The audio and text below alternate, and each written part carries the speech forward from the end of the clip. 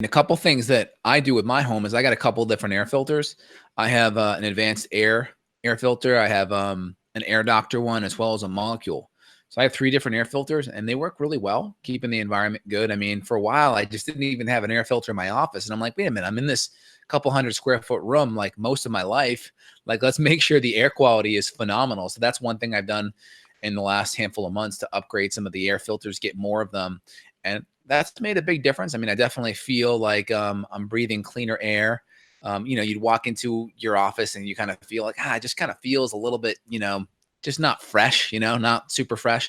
And that's really improved, which I do enjoy that. And then, of course, the water filtration aspect's great. I mean, I have a whole house water filtration setup, as well as a under the counter reverse osmosis setup with a post filter that adds minerals back in. So those are the 2 big things: getting the air right and getting the water filtration right. I like the whole house because it takes care of everything. And if I'm in my, upstairs, don't have to buy shower filters for all the showers, and I can just drink out of the water in my bedroom at night if I need to. But I typically, 90% is going to be consumed through my under the counter reverse osmosis, and it's doubly filtered, right, through the whole house and then through the countertop.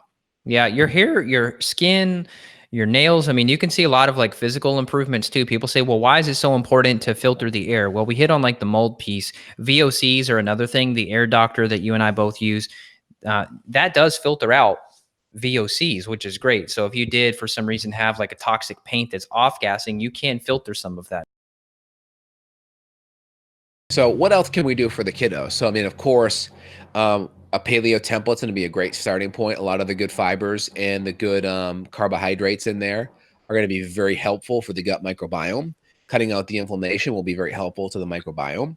We can also add in some fermentable carbohydrates afterwards, like the fructooligosaccharides kind of carbohydrates that help feed a lot of the beneficial bacteria, whether it's arabinolactone, larch tree, inulin, chicory root. Some of these are really helpful to help feed some of the beneficial flora.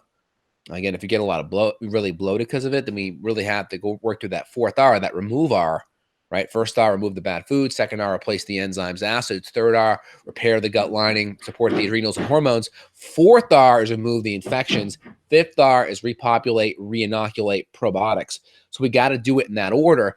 If you start doing a lot of the fertilizer before you do the weeding, you got to pull the weeds before you drop down the seeds, and then you got to drop down the seeds before you fertilize. So think of the fertilizer as a lot of the prebiotic fibers that help the seeds grow. We weed, we seed, we fertilize, and the fertilizer is those prebiotic fibers. Does that make sense? Yeah, it does. Yeah, I'm going to take that statement a little further because this is why parents are confused. They go to Whole Foods, they're trying to do the right thing for their kid. They go and they buy probiotics or they buy this and that formula for kids, and they don't see the results they're getting. And that's exactly what you're saying. You've got to do it in this order. You can go to Whole Foods or any place right now and buy consumer grade probiotics, which are not as good as the professional grade stuff we provide for our clients. Just got to note that quality is a huge issue. So you could go and buy something that says probiotics for kids, and maybe it's not good enough. Maybe there's extra fillers. Maybe there's maltodextrin and gellan gum and guar gum and a bunch of other crap that's stressing the child's digestive system, also reducing the availability and absorption of that product. So that's why you want to go really, really clean with the nutrients, but also it's not going to fix it. If you just put in probiotics, that alone is not going to get rid of parasites. My daughter showed up with a little bit of dentamoeba on there too. You can't get rid of that with just probiotics. Yeah, and that level wasn't too bad. Now, again, with parenting and dealing with kids, I have a almost 15 months year old son.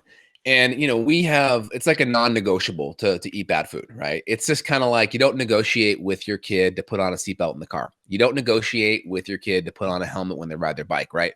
I kind of look at food as the same thing. Now, there may be some negotiables within that paleo template that we'll go to. So, for instance, on the vacation, my son was, a little bit sick, not doing good. So we compromised a little bit with peanut butter. Now, if I was at home, in my own house, I would have used almond butter instead. So that was a compromise. We compromised doing a little bit more easier fruit. So a little bit more watermelon and berries. His appetite was south a little bit, which happens when you get sick. We didn't have like chicken soup and bone broth. So we used some collagen peptides. We did some simple fruit. We did some simpler, easier to process kind of meats and such. So we did our best to handle that. We brought some green juice. I brought some collagen peptides, made a little smoothie for him. to make it easier on his tummy. When you get sick, a lot of times you get nauseous, and that nausea is designed to decrease your food intake. There's some benefits with fasting, helping to regenerate and increase your white blood cell and your immune cell population. So part of that nausea and that feeling is just it's setting you up to fast a bit to help increase the immune system. Now, last night when we fed my son, he ate a whole bunch of really good foods again. His appetite's back, so we had to compromise a little bit, but we did our best within that template. And then we didn't want to feed him any refined sugar. At least we didn't want to feed him any grains. We did a pretty good job at that. So you got to just work with what you have. Always try to good, better, best, and always try to find the healthier substitute if you have to switch. Yeah, good point about the refined sugars and the grains, because all kids snacks, like if you go to like the kids section at the grocery, it's all grain. Even if it's organic, it's still all rice and wheat and barley and quinoa and hemp and amaranth. And it's not to say that those things have to be removed forever. Like maybe a little bit of hemp protein could provide some value, but generally speaking, we find that a lot of kids, especially, your son being as young as he is, his immune system and gut's probably not fully developed yet. So you don't want to put a bunch of grain in there.